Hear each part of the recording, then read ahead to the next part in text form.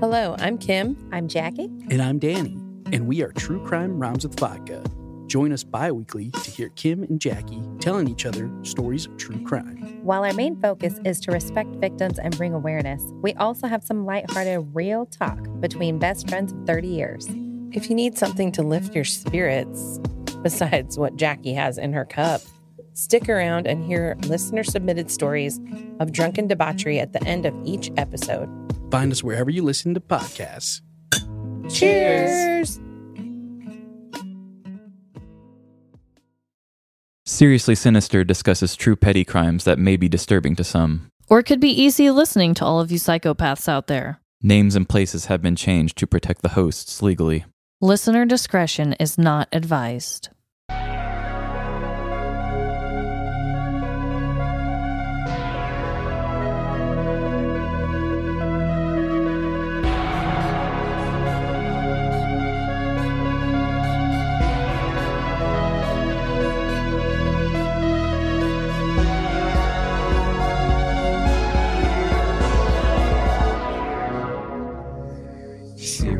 Sinister.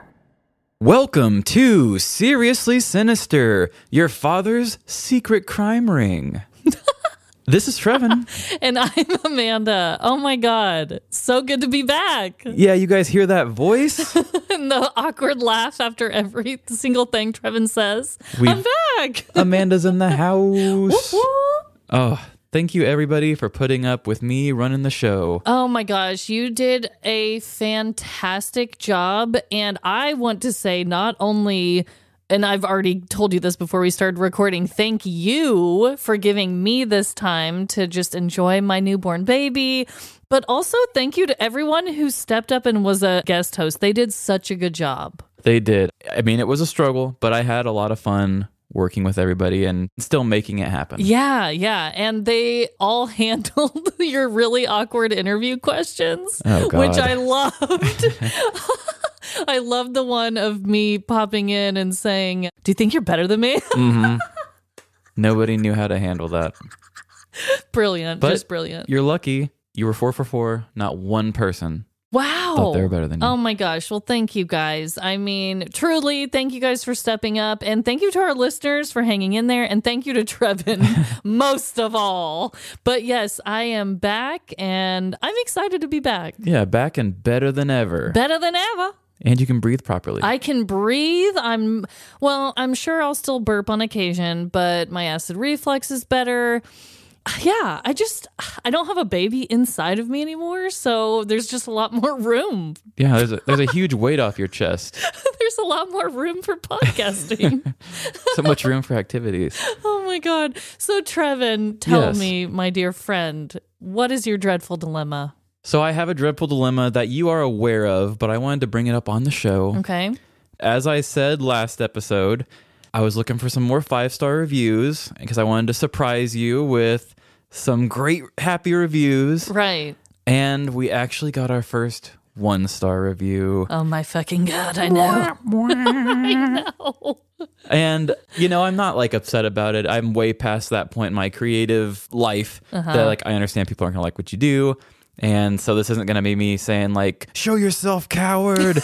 But the thing that I find a little frustrating is it's just somebody who popped in and just did a 1-star and didn't even give a reason. Right. They didn't give us any feedback. So it tells me that is probably more of a petty thing and not so much that the show itself sucks. It's more of just I personally don't like you or something about it. Right. And so that's kind of just annoying. But I'm not super down about it or anything. It's just kind of funny and weird. It's one of those things where, in a sense, we are like a business. So you have to say, I've always hated this saying, the customer is always right. Oh, God. But, I totally disagree with that, especially the more people have had voices over the years. Right. But I was listening to a podcast yesterday, and this lady who is a very big fitness person, who is multi-millionaire fitness person. Oh, wow. Somebody gave her a 1-star review, and they said, all of these 5-star reviews are very positive, and everybody just seems so happy.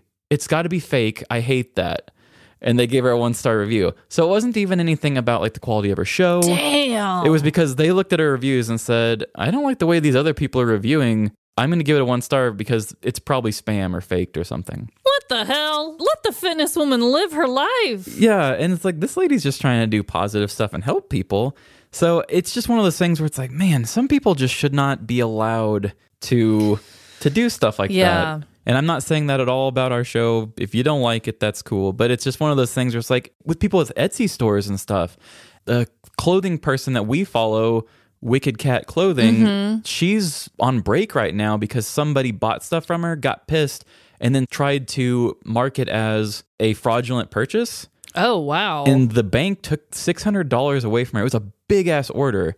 And so she right now isn't even keeping her store up because she's hurting so bad from it. Whoa. And it's like, man, there's just some people, like you should have to sign like a huge waiver or something to prove that you actually mean what you say. I am not a huge piece of shit. Yeah. I hate that there's people that can just step up and say, this isn't really related to what you do, but I don't like something else about you, so I'm going to hurt your standing as you're trying to build yourself up. Oh, I agree. And we have said this, I don't even know how many times, maybe not necessarily on the show, but we know our show isn't going to be everyone's cup of tea. I mean, right. Good God, I don't know how many times people will say like, I hate shows with banter and I just want them to be gory and tell me details of a case. And I get it. And people just want that. And so a lot of people won't like our show because that's not what we do.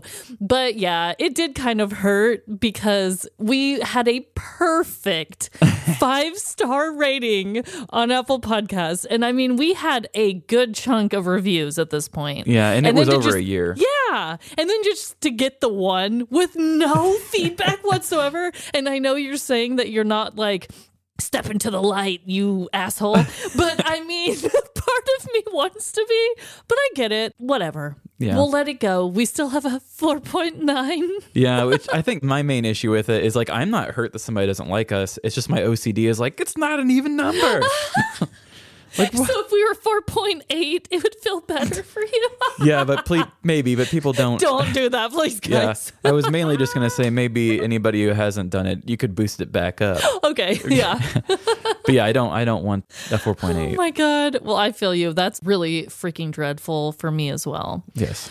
Well, I have a dreadful dilemma too. I have lots of them, you guys, because I've been gone for so long. So many things have happened. I mean, so many good things have been happening. So I had this baby. Right. So many good things have been happening, but damn, there's always a little bit of dreadful in there, right? Yes. So my dreadful dilemma is that, as you know, and I'm sure a lot of our listeners know, there's been a formula shortage going on in our country. But luckily, I've been able to like keep up my own milk supply and I've been pumping a lot, right? So my dreadful dilemma is that my daughter Lila, she likes to pretend to be a superhero right now. And she'll come into the room when I'm pumping and she always wants me to play with her as I'm doing so. And I'm like, whatever. I'm just sitting here, you know, like a cow anyway. I might as well play with my other kid, you know? But the other day I was pumping and she was playing and she was a superhero. And she had this really badass name for herself. It was like Crime Fighter Girl or something like that. However, my name was Pumping Girl. And I didn't get to fight any of the crimes. She didn't even let me participate verbally. I know I couldn't really move while multitasking. Oh, wow. But she got to fight all the crimes while I just sat there and was Pumping Girl. And it was so lame. And I was like, is this what I've amounted to? You're a terrible sidekick. Yeah, I was like, okay, really? Like, I couldn't have had Mother Warrior or anything. I was Pumping Girl. It's like Lila, super ass kicker with the ability to fly and do this. And then there's Pumping Girl. She just pumps. She pumps and dumps. Yeah. I was like, what the hell? So I immediately was like, well, that's my first dreadful dilemma going back because how pathetic is this? You can't even be something cool in the land of pretend right now. I know. Oh my God. But shout out to all the moms making it work right now. I mean, it's a crazy time. It is wild. Like, it's a lot of people, you know, like with a lot of things in the world, it's like, oh, it doesn't affect me, so it doesn't exist. To me, I mean, I'm not saying it doesn't exist. Yeah. To me, it's like, it doesn't haunt my world at all. But like, I could see how hard this really would be for somebody that's going through it. Oh my God, yeah. Because with Lila, I was on the struggle bus with breastfeeding. I mean, I barely made it to 3 months, and that was still using formula throughout. This time it's going a little bit better for me, luckily, but I still use it in the middle of the night. I'll use a little bit of formula, but there's very limited choices that you have available right now, and it's just really scary. I feel for all the moms whose like their supply has dried up and that's what they were relying on. Yeah, or like your old issues with like the thrush and stuff where you can't do it at all. Right. That's true. Yeah, there's so many different reasons why we need formula, and it's just so weird and sad that we don't. So shout out to everyone struggling. I love you all. It'll be okay, hopefully soon. Yeah, if there was some way we could help you, we would do it. I know. Ugh. We. So we're going to do 2 truths and a lie this week. We are. I've got 3 wires. Which one do I cut? I'll give you 2 truths and a lie. But wait, we don't have time for this. You know what? You've gotten better at the pauses. I have. I've had to make it work. So am I going to go first then? Yeah, let's have you go first for your first inaugural second season non-baby go. Perfect. How many words can I fit in here? So I promise you guys, my story has nothing to do with pregnancy or birth or being a mom. I know I've talked about it a lot, and I'm about to talk about it a little more on this one. Oh. But my story will not. So just know that, okay? So for my 2 truths and a lie, Trevin, I wanted to focus on something that I know of, something that I've been through recently. And that is a surgical procedure called a C-section, my friend. Cesarean. Yes, also known as cesarean C-section for short. So I did a lot of research, honestly, because there were things that I knew about them, but I wanted to give a wide range of different statements about C-sections and have you tell me which one's the lie. Ooh, this one will be hard and interesting, I'm sure. So here are the 3 statements. Ancient Romans had a law that you couldn't bury a pregnant woman if she passed away, so they used C-sections to remove the baby first. Ugh. Yeah, that one's kind of creepy, sorry. Today, women getting a C-section have their arms out to the side and strapped down during the procedure. And the last statement is 9 separate layers of the abdominal wall and uterus are cut open individually during a C-section. Oh, man. I'm pretty sure 2 is true. So I'm between A and C, 1 and 3. Okay. Let's say the Roman one is false. You were so close, my friend. So close. I keep calling you my friend, like on repeat this episode. I've missed you, but I want you to know you're my friend. Hey, I've missed you too. Oh my God. Okay. So the ancient Rome one is true. Basically, and you know, ancient Rome, I mean, we have some documented things, but they basically said that in ancient Rome, it wasn't really used like obviously it is today, where it's a very modern and a lot of people do it situation. It was basically only used if like the mother had passed away or was about to. And it was illegal to bury a woman that was pregnant. So that is a true thing. Very bizarre. Yeah, that is so weird. Also, the middle one, yeah, your arms are out, which I know I've told you about the arms being out, but I've never told you that they strap your arms down. And honestly, I don't even remember them doing that to me during the first one, but they did do it, I think, on both times. But it's so that if you like freak out or something happens or whatever, they don't want you to have range of motion with your arms during the surgery. Yeah, I totally get that because you never know what like a freaking out body will do. Yeah. I'm glad I was a chill body. But the last one is the false one. So it's not 9 separate layers of the abdominal wall and uterus. It's actually only 6. But you just did a number. Yeah, I know. Tricky ass. It was really a hard one. I'm sorry. But no, still 6 layers of your abdominal wall and uterus get cut open. They have to go through multiple layers. I should have put a disclaimer. If anyone's about to have a C-section, you probably shouldn't listen to this. Yeah. You know, when you sent me that picture of one of the pictures of the hospital, I think Jordan was holding the baby, and you just saw your head, and then they had like that blue blanket or tarp the sheet thing that your head was sticking out of. I did not realize that that's how they did C-sections for some reason, because I mean you're just looking at blue, right? I thought that they were going to do it to where you could just look down and be like, what are you doing to me? Because I feel like that would be a lot like being on the top of a building and people saying like, don't look down, you'll get scared. Yeah. But then like eventually you just kind of gotta look. Oh yeah. I'd be afraid that I would just look down and be like, oh look, there's my guts. Cool. Dude, for real. My doctor actually told me that wasn't the case at this hospital, but she said she used to work at a hospital where there was a mirror on the ceiling in the operating room, and that it was like tiles, so you could turn it on or off or whatever. Your face. Like, why would you choose this? And some women, she said, wanted to watch it. And I was like, that ain't for me. I mean, blue sheets in my face all day. Jordan looked both times and he was traumatized enough. I don't need to actually see it. Ugh. It would give me such bad anxiety, but I really would be curious. So I don't know. God, no, not for me. I'm just like, show me my baby after it's all done. Let's get this stitched up and move on. Yeah, I want to get back to jogging or something. Well, more birth facts. How exciting. I know. I'm going to traumatize people. So I'm going to talk about not babies. Okay. Do you know anything about the Yorkshire Witch?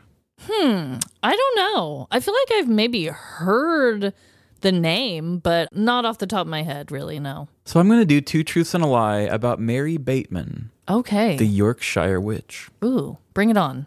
Number 1, she was known for shoving eggs back up inside of chickens. Oh, that's not polite. Number 2, there were books bound in her skin. Oh. Or number 3, she survived her first 2 execution attempts. Wow. I hate them all. Okay, so one of these is a lie. 2 of them are true. You're like, God, I hope they're all lies. Oh my God.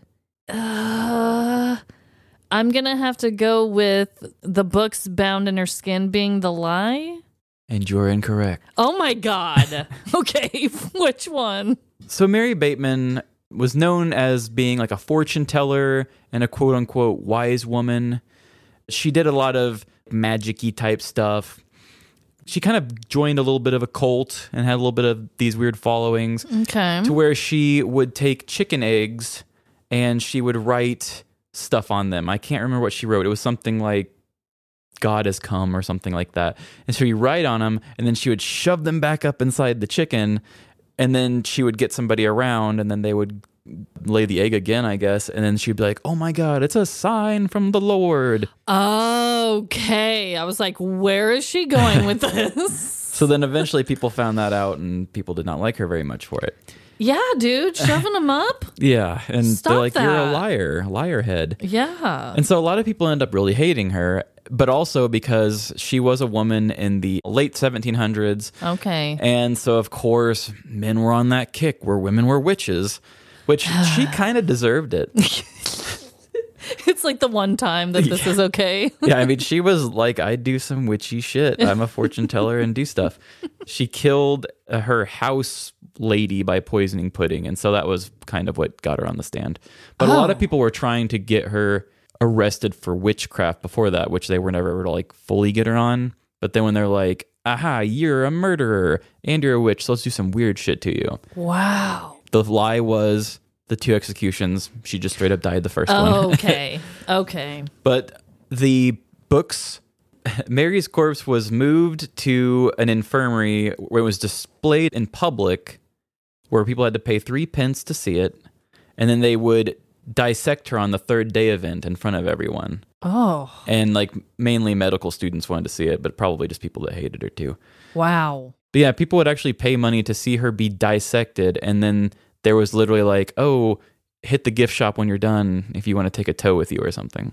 And so some people would keep them, and that's how they got put on the books. Ugh. The Hurt of Sedition, How Grievous It Is to a Commonwealth is one of the books. Okay. And Arcadian Princesses Oh, okay.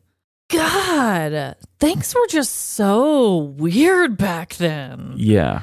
But also not cool to poison pudding. Yeah. That's a delicious treat. Yeah, I love me some pudding. I mean, I would have fallen for that if I was the house lady or whatever you said. Yeah, she was like the housekeeper. Oh, housekeeper. The cleaner. Yeah, okay. I think I did say house lady. Yikes. Okay, well, are we ready for stories? I think we're ready to do stories, and you are going to grace the listeners yet again. I'm going to go first, and like I said, it's not mommy related. Yes. So that's great. Which is good, because like when comedians have babies, like they always do like a big thing on their next stand-up where they talk about having one. Yeah. So it's really brave of you to not do it. Thank you. I'm so brave. I am pumping girl. Wow. Okay. So this story is from the news, and honestly, it's kind of an honor and a privilege for this to be my first story back. I was telling Trevin that I had another story in mind, but then I stumbled upon this one, and I was like, this is a really good one, and it has to be told. So here we go. Do you ever feel like your life is spinning out of control? That if only you had a superior being telling you what to do, life would become a smooth ride? Order the breadsticks. Perhaps this is why the singer Carrie Underwood created the song titled Jesus Take the Wheel. And maybe this is why cults have become such a powerful thing. Life can take us down some sketchy paths when we are left to figure things out with our own susceptible brains. It's much easier to throw your hands in the air like you just don't care and rely on someone else. Mom, I need you to come change me. I had another accident. This story I'm about to tell is about a young woman who did just that and ended up as a petty-ass criminal. Anna was a young 26-year-old woman living it up in Portland, Oregon in the spring of 2022. She had many friends and always had plans on the weekends. There was just one flaw to Anna. She was a severe alcoholic. She would wake up with a shot of Jack Daniels, down bottomless mimosas at brunch, hydrate with rosé throughout the day, and end her nights with rounds of tequila. Her parents kept suggesting that she get a job and stop relying on them financially. But life was so much more fun this way. Unbeknownst to Anna, her relationships were starting to fall apart. Her frenemies called her Alky Ann, short for Alcoholic Anna, behind her back. Eventually, party invites stopped coming into her message inbox. They were tired of Anna always relying on them to get her home safely after she became blackout drunk each night. Here's the keys. I'm gonna go take a nap. Luckily for Anna, she didn't need her frenemies to keep partying. She had a new friendly voice in her life that would guide her drunken self home each night. Her GPS. Anna changed her GPS voice settings to that of a kind Australian man. She called him Jack, after one of her favorite morning beverages. Jack wasn't bothered by Anna's potent liquor breath, mood swings, or dangerous lifestyle. He greeted Anna each time she drove with a calm and direct manner, guiding her throughout the bumpy roads she called life. Whether or not the bumps in the roads were from a speed bump or a pedestrian, Jack had zero judgment towards Anna. Things were going smoothly between the pair until late one evening at the end of April. Anna had consumed an extremely high amount of alcohol, but knew she could rely on her friend Jack to get her home safely. Immediately entering her car, the sound of Jack's soft Australian voice telling her to veer right made Anna let out an intoxicated sigh of relief, ending with a burp. She began to nod off at the wheel, following Jack's instructions home. It was almost as if Jack became a real person, sitting in the passenger seat next to her. You're a great driver, Anne. He was comforting in his directions, saying, "Turn here, mate." But soon, Jack's voice became louder and more urgent. "Sheila, no! Watch out!" It was then Anna realized that she was about to crash her SUV. Her tires squealed as she aggressively hit the brakes. She had already traveled through a parking garage of some sort, and her SUV was now halfway down a flight of stairs when she finally came to a crashing halt. "Damn it, Jack!" she yelled. At the end of April this year, an unnamed 26-year-old woman from Portland, Oregon, crashed her SUV into her local police department's parking garage. When the woman was discovered by the police, she insisted that the reason she drove her car down a flight of stairs in the garage was because she was following her GPS. The officers, however, blamed her excessive blood alcohol levels. The woman was charged with an OUI, operating under the influence, and caused a small amount of property damage at the police station. Maybe this unnamed drunk driver should have let Jesus take the wheel, or not relied so heavily on her GPS system. The cynic in me wonders if she should have even drove while under the influence of alcohol. But regardless of the should'ves and would'ves in this story, unfortunately, this petty act still occurred. This leads me to realize that we are in the driver's seat of our own lives. So we all better buckle up. You know, the thing that surprises me the most is you said it was a minimal amount of damage. Right. And she went down a flight of stairs? Yes. Damn. The majority of damage done was done to her own SUV. And there are pictures, and it is really wild looking. I'll show you here in a minute. I don't have it on my phone right now. And we'll post it online. But yeah, so this lady, and obviously, guys, she's unnamed. I created Anna's character. Don't know her backstory, but this is how I envision her. Yes, so she crashed into her local police station's parking garage. Like, wow, if you are going to crash anywhere when you're drunk, you probably shouldn't be there. Yeah. They were just able to literally walk outside and like charge her. So she claimed that it was her GPS that told her to turn this way. And they were like, nah, I just think you're drunk. But there wasn't a lot of details about her. So I just had a lot of fun with that. And also my apologies for my shitty Australian accent. It was beautiful. But I was like, what are the chances that that's where your drunk ass crashes? Yeah, it makes me wonder if she gets some sort of a discount because she just wrecked at the police station. Like, oh, we don't have to spend the gas to bring you back here. It's really convenient for them, so they should find a way to pay it forward to her. I know. I tried looking it up because I'm like, are they going to make her pay for the damages? I mean, this was a recent thing. This happened this year. But a lot of it just said she got an OUI. I don't know if they're going to charge her for anything else. And also, I've never heard of an OUI. I've heard of DUIs, and there's another one. And a DWI. But an OUI, I was like, is that just like a Portland thing? I don't know. State specific. Yeah, I've never heard of that before. I mean, I don't know why they're all just not called the same thing. But in all the articles, it said OUI. So I don't know. Think of the confidence of this woman. To wreck into a police station, them say, you're drunk, and her just be like, that damn GPS drove me right down those stairs. Like, that's the kind of woman that you can't trust. I know. Do you actually believe this? Are you just like the worst liar? Yeah. I don't know. She goes to a party and like clogs up the toilet and says, I saw a raccoon jump inside of it. It wasn't me, although I just walked out of there. I don't know. But she is something else. Yeah. Whoever you are. I'd like to believe that she's a lady that wakes up and downs some Jack Daniels.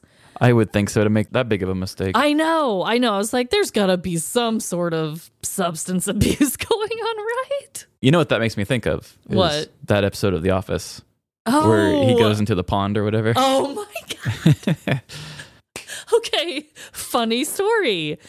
I listened to the Office Ladies podcast that they do where they recap The Office, and they just did the recap. Well, okay, I'm really behind on it. I just listened to their recap of that one, and that's what made me find the story. Oh, really? Yes. So that's really funny that you said that, because I looked up. I was like, there's got to be some weird crimes where people claim that their GPS took them somewhere where they shouldn't go. That's how I stumbled across this story. Wow. Well, I was reading your mind with Yeah, it, you at really least. were. Get out of there. My bad. It's scary in here. I know. Get out. Oh my gosh. Well, I'm excited to see if there's a connection in some way. I wasn't really thinking too hard on the connections. We'll go through it together. Okay. So mine this week is also from the news, and I was inspired with the return of you. Oh, awesome. This story really made me think about some of the inner turmoil of you taking your little break and then coming back. And I just wondered if anybody else had gone through a situation similar to yours. Okay. So you may feel very connected to this story. Can't wait. All right. And here we go. There's nothing quite as inspiring to a person as a good comeback story. To hear about a person in their lowest of lows, seemingly down and out, but being able to pick themselves up and achieve the unthinkable. I can do this. It makes it a lot easier for a regular person to relate to one of these giant figures when we can see them at rock bottom. Think about it. Do you feel like you compare to Michael Jordan at all? Not a chance. That dude is a millionaire and did Fruit of the Loom commercials with a Hitler mustache. No one batted an eye. But what about a teen kid struggling to keep up on the basketball court and was just told that he didn't make the team? I bet your out-of-shape ass could have a few words of wisdom to share with that kid. Sports are stupid anyway. Well, let me tell you that Michael Jordan was once that kid. In his sophomore year of high school, Michael Jordan did not make his school's varsity team. He was told he was too short and didn't have a shot of playing at the upper echelon of his high school's basketball program. Now, he's a retired multimillionaire athlete who has won 6 NBA championships, wasn't canceled for sporting the facial hair of an infamous dictator, and even starred in a movie with Bugs Bunny. Nah, what's up, Dak? When regular people like me hear stories like that, we tend to use them as metaphors for our own lives. It's inspiring for us to hear these kinds of stories. Of course, we are never standing at the precipice of greatness like MJ. But we can still take some of the strength and principles of his story and put that towards our current challenge. If MJ can make the team, I can answer this phone. Every Monday, I sit down at my work desk, just wanting to go home. I consider quitting my job and living the life of a nomad. There's just no way I can sell another minute of my life to capitalism. I feel like an animal in a cage, going against all that nature intended. After what feels like hours of fighting this inner struggle, I look at the clock and realize only 3 minutes have passed since I last looked. Surely, there is no way I will be able to go on and survive another Monday. But then I remember the hardships that Michael Jordan endured that led him to all of his success. If he can be denied access to a team and bounce back like that, I should be able to survive another Monday and continue making the CEO of my company very rich, while I keep receiving the same thankless wage. Thank you, America. Michael's story gives me the strength to push forward. I bite my lip and log into my computer. All of you listeners may not even realize it now, but you are witnessing one of the greatest comebacks in entertainment history right now. Although this show, in general, is a comeback story for both Amanda and I. Amanda has begun a whole new comeback. For the last 9 months, you've witnessed Amanda struggle with growing a life inside of her belly. Through sickness that lasted days, her inability to breathe through telling stories, and excessive gassy burps that I can't always edit out. She's been a major conductor of the struggle bus. The whole 9-month story arc was capped off with her facing her fears of being cut open and giving birth to the beautiful baby Winnie. As listeners, you went from weekly updates to radio silence as she took her personal time to heal physically and mentally. But here she sits, valiantly before me, ready to wage on in the battle of podcasting. And the things she will achieve going forward will leave your minds blown. So prepare to be inspired, people, because next time you're struggling to finish all of your vegetables, Amanda's ability to have a baby and continue podcasting may just inspire you to clean your plate. Now that I've lifted your spirits high and inspired you to go out and achieve your dreams, I must tell a petty crime story. A tale of redemption, all taking place around one man's attempt for an epic comeback in the crime community. Edward was a 61-year-old man, living paycheck to paycheck and struggling to make ends meet. It was already hard for him to keep a job, but let's face it, there weren't a lot of good jobs out there for an ex-felon. The low bank account lifestyle was nothing new for him. He had been fighting the struggle to hold on to money for most of his life. This started way before reaching the status of felon. Back in the early 60s, when Edward was just hitting the age to drink legally, he was towing the poverty line then too. No matter what he did, his income never matched how much money he was spending on a regular basis. A Beatles cookie jar, I need it! This led him to go out and get the felony of his dreams. Edward always felt that it was bad luck that he could not hold on to money in an honest way. So in an attempt to change his income status, he robbed a bank. Give me the money! Unfortunately for him, that bad luck that he felt plagued him crept up again, causing him to get caught in the act. Edward served nearly 20 years in prison, not breathing the sweet air of freedom until the 1980s. Already feeling like bad luck got him into prison, he was feeling especially unlucky when he found out that he missed the release of Star Wars and the rise of disco while he was in jail. From the time of his release and on, Edward carried a huge chip on his shoulder. Not only did he feel that bad luck got the best of him, but he knew that he was much more capable than what his arrest record stated. Friends around town knew him as the guy who couldn't rob a bank and dumb criminal Edward. Those words hurt, and he did not want to be defined by a mistake that happened 40 years ago. The year was 2003, and as a man in his 60s, Edward had enough. He was tired of being looked at like some kind of loser who couldn't do anything right. After years of looking at the same face in the mirror, he decided to stop telling himself that his reflection is the reflection of a loser, and rather, the reflection of a winner. "I'm not getting any younger," he said to himself, leaning over the sink. "It's time to show these people what I'm really capable of." Like an old musician returning to the stage for one more tour, Edward was about to make the biggest comeback that any disgraced felon had ever made. It was time for one last bank robbery. The act took little to no planning. After all, Edward already had experience, and he had been thinking about it every day for the last 40 years. "It's not exactly rocket science," he would say to himself.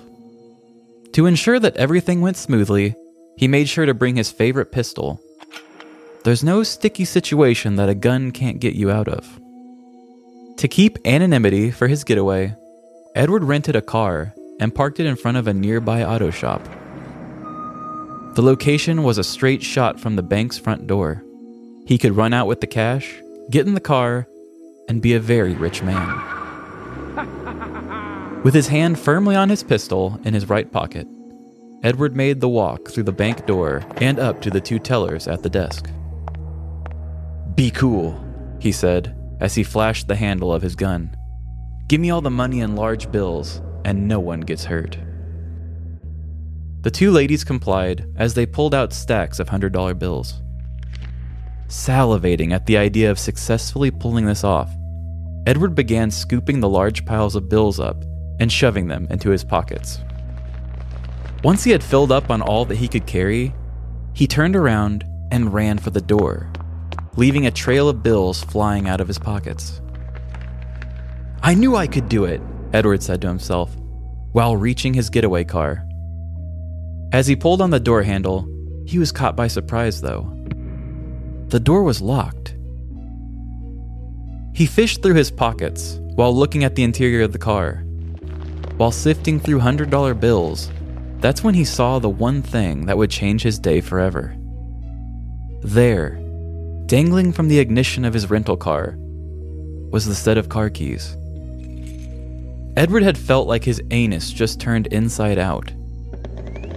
There was no time to think and only time to panic.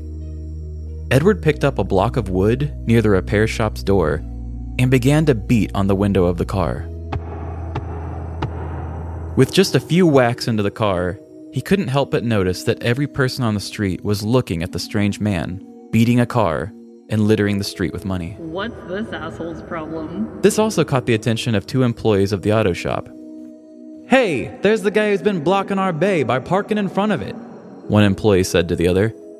"Yeah, and he's disrespecting the car by hitting it. Let's kick his ass," said the other. With the two angry men now in hot pursuit of him, Edward decided to throw down the piece of wood and make a run for it. He had only made it about a block before he was feeling winded.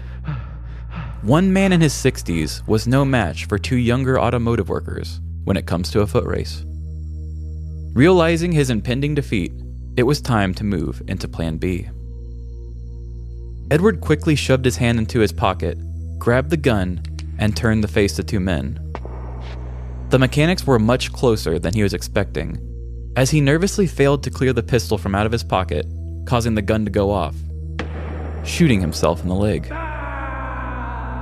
Still loaded with adrenaline, Edward knew that he would have to fight the two off to make an escape.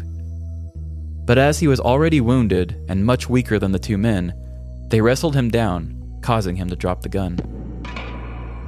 There was no quit in him, however, as Edward was willing to do anything to not find himself in jail again. "Stay down," one of the mechanics said, as the other began to fumble around to pick up the gun. Not heeding the warning, Edward jumped up to continue the fight.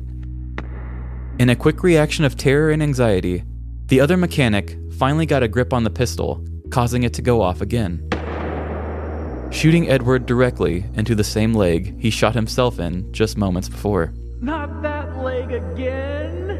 Wailing in pain, Edward decided to stay down as the county sheriff arrived on the scene. Jesus, look at that leg. In January of 2003, Edward Blaine robbed the Union Bank and Trust in Port Royal, Virginia. The entire heist was a disaster from the start, as a large amount of his loot was lost out of his pockets, creating a trail in the direction he ran. Already foolishly parking in front of a repair bay at a nearby repair shop, that's when it was discovered that he locked his keys in the car. Beating the window with a piece of wood he found, two mechanics chased after him. By the time the struggle had concluded, Blaine had been shot in the leg twice, once by himself and the other by one of the vigilant men. Edward Blaine had already served almost 20 years in prison from robbing a Maryland bank in 1963, and at the time of his second bank robbery was due back in court to accept a plea deal for possessing a firearm as a convicted felon. In the end, Edward was hospitalized with non-life-threatening injuries and charged with 8 felonies, including robbery and 2 counts of attempted murder. Successfully completing a comeback can be a huge undertaking. That doesn't mean it shouldn't be attempted, but there are very important steps to take before climbing your way back to the top. Hopefully my preamble of Michael Jordan and Amanda has inspired you all to get out there and achieve your dreams. But always make smart, attainable goals when deciding to make the move. You want your comeback story to one day be an ESPN 30 for 30 or History Channel special, not a story on this Petty Crime Podcast. Okay.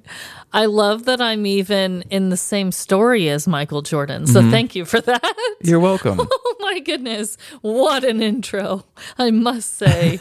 And wow, what a horrible comeback for this guy. Yeah. I can only dream I'm more of an MJ than a, what was his name again? Edward. Yeah. I really don't want to be Team Edward. No. Although if we're talking Twilight, I would be. Me too. Oh my gosh. Wow. So he got shot twice in the same leg. Yes. And he survived. Mm-hmm. So they must have really gotten him some help and then charged his ass. Yeah, they must have. This is actually, I know we've done like big money crimes that aren't petty crimes anymore, and this one dealt with attempted murder, but it's just like, I'm focusing on how just petty this situation is and how poor of a criminal he was. Yes. And you shot yourself in the leg. Like, think of just, it's already bad luck. You already failed in so many ways. But you shot yourself in the leg, and then insult to injury, you get shot in the same leg again. Yeah. Or I guess it's injury to injury and insults. And like you said, he was in jail for so long for robbing a bank. You would think that in that amount of time, he would have come up with a better plan. Right. 20 years in jail plus the other like 20 years not in jail afterwards. That's 40 whole years. Good God. I mean, it's the worst thing I've ever heard. He parked in a really bad spot. He left his keys in the car. That was the worst part of the whole thing. Well, I mean, getting shot in the leg was really bad. But I would feel like the biggest idiot if that was my getaway car and I left my keys in it. Another thing is they said he just picked up a piece of wood and was beating the window. You've got all this adrenaline running through. You don't want to go back to jail. How the hell did you not bust that window your first hit? Like, because they said he was just like hitting it multiple times and people were just like, huh, what's this fucking guy doing? It's just like, why didn't you break it? Yeah. How could you not have broke it? I mean, I guess it depends on the size of the wood. I guess. That's what she said. Yeah. It's not the size, it's how you use it. And he used it poorly. Well, I did come up with a connection to our stories. Both of our petty criminals had nicknames given to them. Yours was Dumb Criminal Edward, and mine was Alkie Ann. Oh, that's awesome, because I actually really liked that dumb nickname that you gave her. I meant to comment on that after the story, but I forgot to.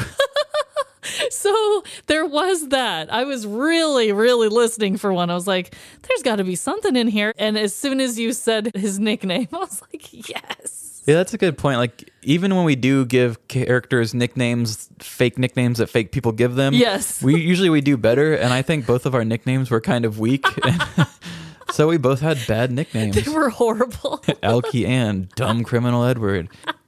I'll take it. That's good. I love it. I love it. So it's probably better than you even thought it was when you thought it, but that's a good one. Yeah, so I loved that. That was fun. Oh my goodness. Wow. Well, this was just a ball. I am so glad to be back. It just feels right, you know? Yeah.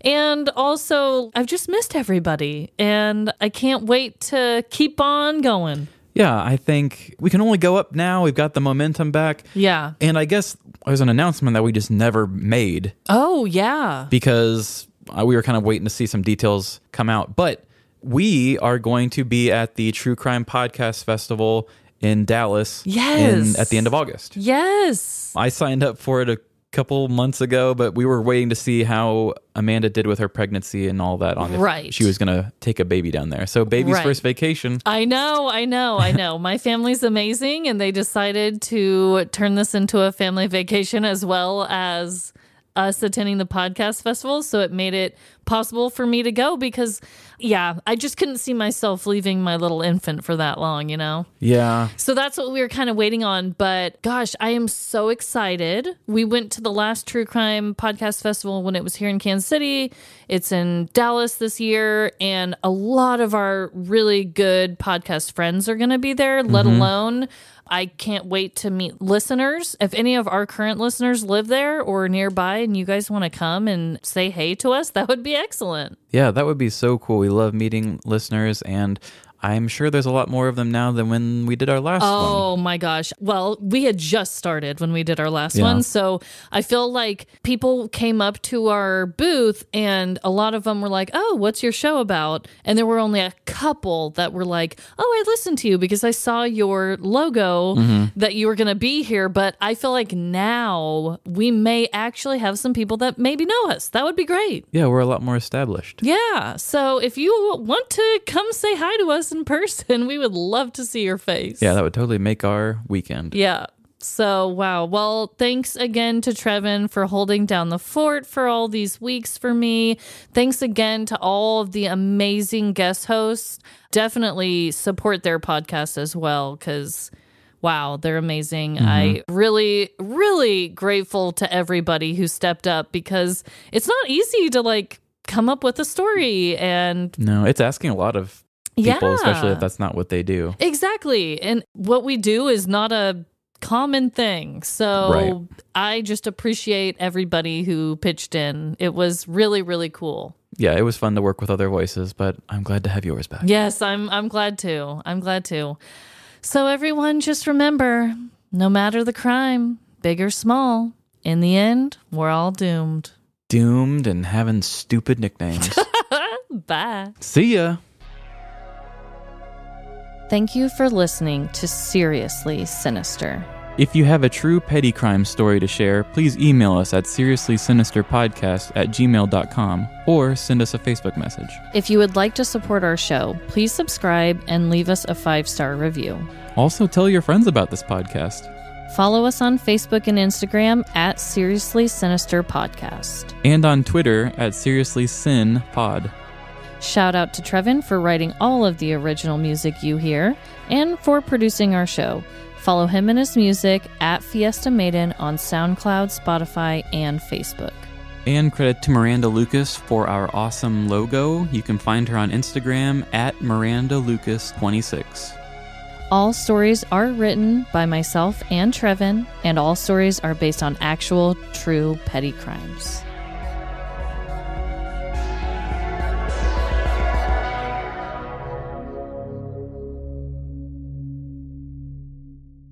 Bring up an article, really, but God damn it. You're like, Mary Bateman, I have no fucking clue who she is or what she wants with me. I read this 2 weeks ago, and I really liked it, and for some reason I didn't save the website.